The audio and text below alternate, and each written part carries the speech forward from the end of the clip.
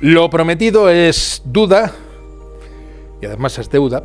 Les hablaba de que les iba a explicar un día eso del por qué el año comienza en el mes de enero, el 1 de enero, cuando obviamente los nombres de los meses están establecidos marzo, junio, agosto, septiembre.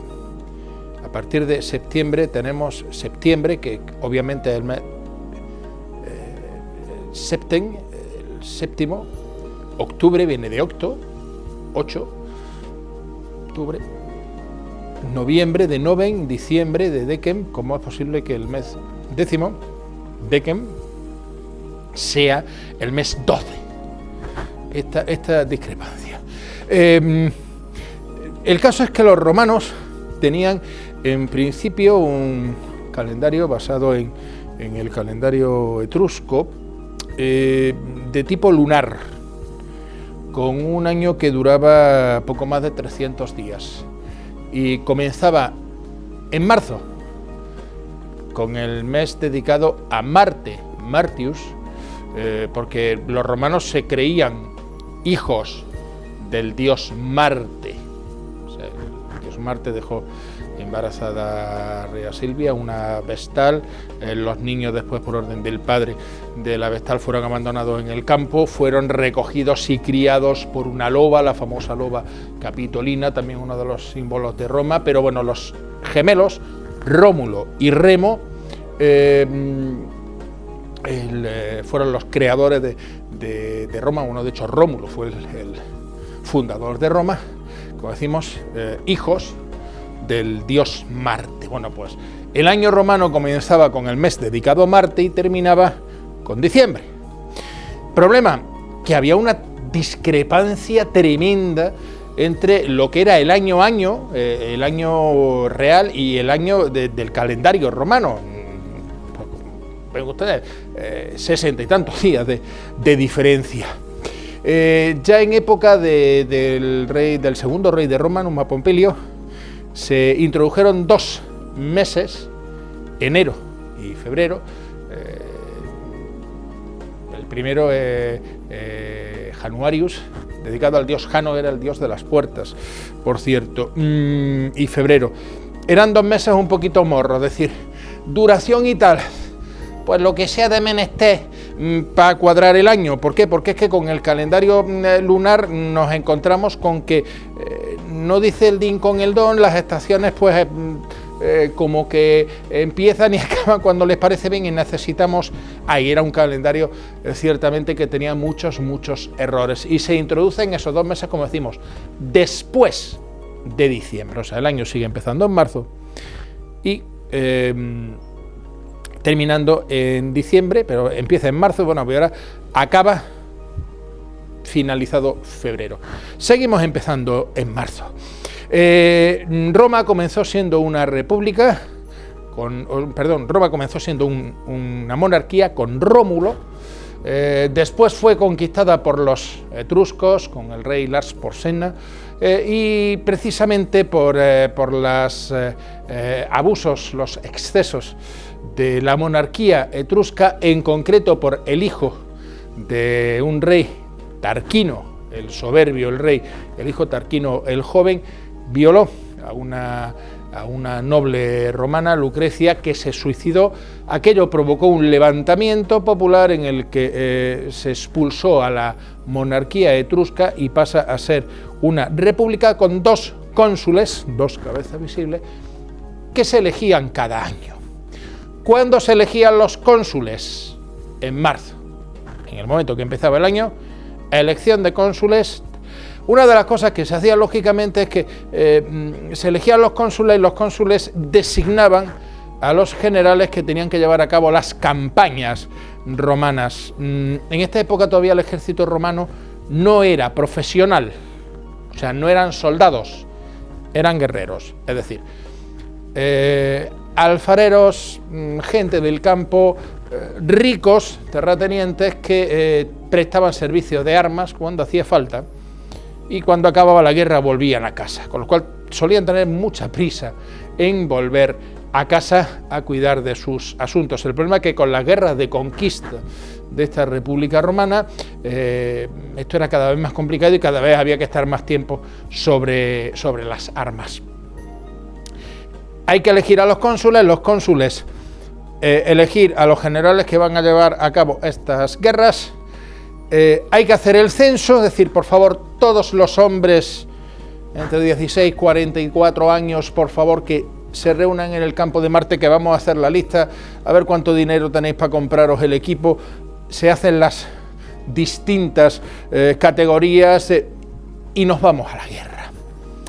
El problema es que concretamente con la guerra de Hispania, a la que había que ir andando, pues nos encontramos que si a primeros de marzo elegimos al cónsul, elegimos a los generales, seleccionamos al ejército, preparamos al ejército, empezamos a andar, nos vamos hasta Hispania, cuando llegamos a la Hispania ulterior, la que está más allá del río Ebro, pues como empezamos en marzo, en primavera, pues nos hemos comido toda la primavera y gran parte del verano en llegar a Hispania y decir, vale, niños, pues ya estamos aquí, vamos a partirnos la boca con los hispanos. El problema es que a finales del otoño, estamos hablando en aquella época, en torno al mes de octubre por ahí, pues había que ir pensando en acabar la guerra y volver a Italia, sobre todo porque hay que estar allí para cuando llegue marzo y para el invierno. El invierno normalmente en la época antigua no era época de guerra, con lo cual nos quedaba mes y medio, 2 meses de guerra en Hispania, con lo cual no se costeaba. Y a alguien se le ocurrió, bueno, supuesto el calendario religioso ya lo empezamos en enero, porque era como decimos, enero, febrero, eran unos meses un poquito morros que se quedaban ahí para ajustarse. Si ya hay muchas cosas que empezamos el 1 de enero, ¿por qué no empezamos el año también para temas militares el 1 de enero? ¿Sabes? Que está el tema de religiosos, es que claro, es que esto lo empezamos porque el mes dedicado a Marte. Bueno, lo empezamos en el mes dedicado a Jano, Januario, todavía lo tenemos en algunos idiomas, en inglés January, en francés Janvier, en portugués Janeiro, en español hemos perdido la J. Lo empezamos en el mes dedicado a Jano, que es el mes, el dios de las puertas. También tenían las puertas un significado en Roma guerrero, porque precisamente en el templo de Jano, cuando Roma estaba en guerra, se abrían las puertas, no se cerraban hasta que no se firmaba la paz. Tuvieron muy poco tiempo cerradas por cierto. Lo trasladamos. Es que de esa manera, pues cuando lleguemos a Hispania, después de todo el papeleo y de tal, pues vamos a llegar allí comenzando la primavera y tenemos toda la primavera y todo el verano. Oye, pues mira, no es mala idea. A partir de ahí, el calendario, el año, comenzaba el 1 de enero por culpa o gracias a los españoles. Fíjense que se nos podía haber juntado el fin de año con la Semana Santa prácticamente si no se hubieran hecho estos cambios. Esa es la razón por la que el año comienza en enero. Y por cierto, lo que decíamos de los nombres dedicados a los dioses en ese calendario antiguo, enero dedicado a Jano, marzo dedicado a Marte, junio dedicado a Juno, septiembre, octubre, noviembre. El problema fue cuando los Césares empezaron a morir. El 1 de Julio César, y cuando se le declaró divino, el divo César, el Senado adoptó la decisión de cambiar el nombre del séptimo mes por Julio. Cuando su sucesor, Octavio Augusto murió, pues se cambió el del octavo mes a Augusto, agosto. Reinando Tiberio, el emperador con el que se crucificó a Jesucristo. El Senado adoptó la decisión de cambiar el nombre del noveno mes por Tiberio. Cuando se lo notificaron al emperador, dice, vamos a dejarnos de tonterías porque vamos a ver, ¿qué voy a hacer cuando se acaben los meses? Voy a empezar a cambiar el nombre de los días, vamos a dejarlo tranquilito. Y bueno, por eso el mes noveno sigue llamándose septiembre y no Tiberio. Volvemos a asuntos más, no sabemos si más mundanos, pero más del día a día. Seguimos teniendo esa tana que está dejando un montón de precipitaciones en la zona del Mediterráneo, causando muchos problemas. De hecho, ya está siendo el mes de diciembre más lluvioso en lo que va de siglo. En algunas zonas en las que se ha registrado en 12 horas, pues prácticamente toda el agua que tendría que haber caído durante el mes de diciembre. Y ya estamos en el día del mes que estamos y todavía se esperan más lluvias. Y como ven ustedes, ahí tenemos esa zona. Y aquí tenemos ese otro centro de bajas presiones que se está formando, como ustedes, en la zona de Marruecos, mientras que bueno, el resto de la península ibérica pues, hemos tenido algún intervalo de nube de tipo medio o alto, nubes medias más bien por la tarde, que daba la sensación de que podía arrancarse a llover en cualquier momento. Como decimos también, el tiempo metido en aguas, que bueno, cualquier nube morra pues puede dejar alguna gotilla cayó desde luego anoche. Estos son los restos de la Dana para las próximas horas ya desplazándose hacia Italia. Aquí tenemos esa zona de bajas presiones que se está creando, como decimos, entre la zona de Canarias y de Marruecos. El resto de la península ibérica sigue bajo el influjo de ese anticiclón.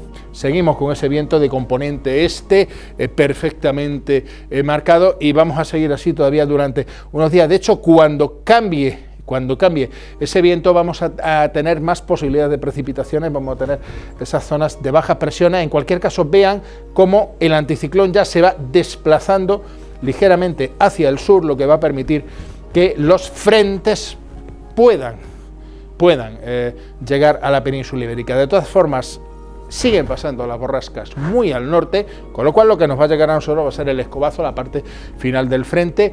Para el domingo, y sobre todo para el lunes sí que se esperan de nuevo precipitaciones.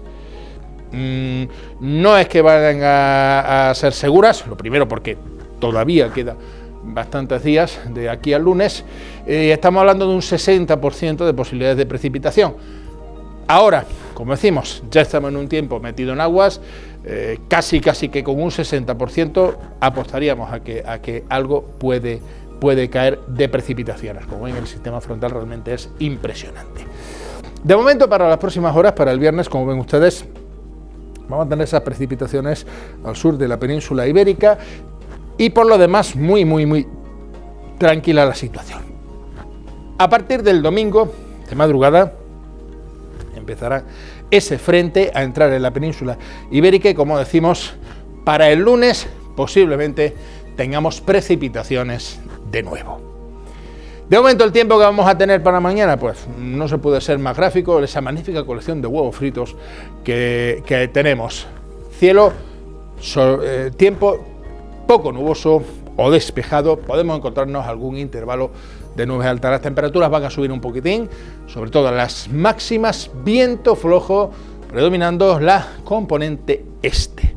Como decimos, por lo menos hasta el domingo de madrugada, lunes, no se esperan precipitaciones, así que no sé qué excusa tienen para no disfrutar de este magnífico puente, de la Constitución y de la Inmaculada, porque como decimos muchas veces, nuestra dehesa está de escándalo. Si van a salir por ahí, tengan cuidado con la carretera, cuidadito, cualquier precaución es poca. Nos vemos a la vuelta, pásenselo bien, no me sean infieles.